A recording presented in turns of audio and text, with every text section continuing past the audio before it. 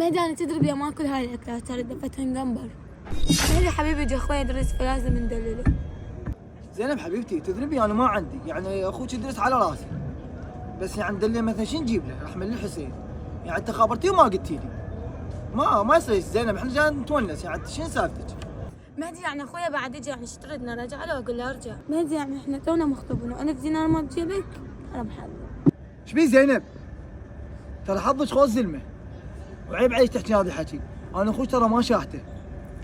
والله مع سبعي زينب، الالف والالفين والثلاثه والاربعه والمية والميتين ترى لا يقدمون ولا اخرا.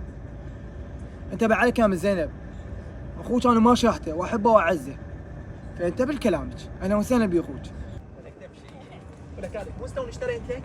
هاي وينها؟ وين راحت هاي؟ وين ولت؟ اي مهدي هذا اخويا جاي، عفوا هذا الحكي اللي ما له معنى. هلا اخوي زنوبه شلونك؟ هلا بك اخويا شلونك؟ مهدي شلونك حبيبي؟ انا وسهلا بك زيكو يا روحي.